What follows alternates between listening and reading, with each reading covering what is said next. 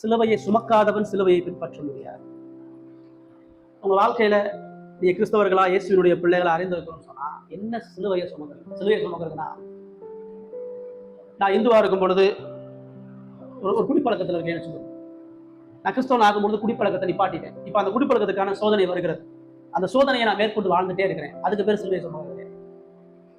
அல்லது நான் ஆண்டவர் 20க்கு முன்னாடி ஊதாரியா வாழ்ந்தேன், இப்ப ரொம்ப ஒழுக்கமா வாழ்றேன், அது சிலுவையை சுமக்கிறது அல்ல. ஆண்டவர் 20க்கு முன்னாடி நிறைய கடன்ல இருந்தேன், இப்ப அந்த கடன் எல்லாம் நான் நீக்கி வாழ்ந்துட்டு இருக்கிறேன், கடன் வாங்காம வாழ்ந்துட்டு இருக்கிறேன், அது சிலுவை சுமக்கிறது அல்ல.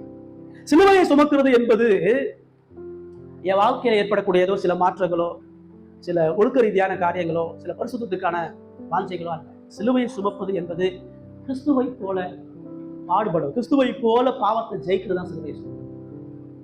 என் வாழ்க்கையை பார்க்கிறவனுக்கு இயேசுவினுடைய பாடுகளை வெளிப்படும், என் வாழ்க்கையை பார்க்கிறவனுக்கு இயேசுவினுடைய அன்பை வெளிப்படும், இயேசுவினுடைய மன்னிப்பை வெளிப்படும், இயேசுவினுடைய பொறுமையை வெளிப்படுத்துறது.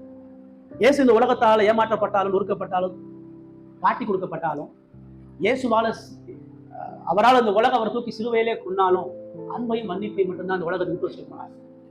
அவர் கோபப்பட்டிருந்தா, அவர் திருப்பி அடிச்சிருந்தா, அவர் பொறுமையை இழந்திருந்தா, அவர் மாம்சரீகமா செயல்பட்டார்னா அவர் கடவுளா இருக்க முடியாது, ஈஸியாகவும் இருக்க முடியாது. மரணம் வர, உயிர் போகிற வர சுயத்தை அழித்து கடவுளுடைய மகிமையை வெளிப்படுத்துறதுதான் சிலுவை.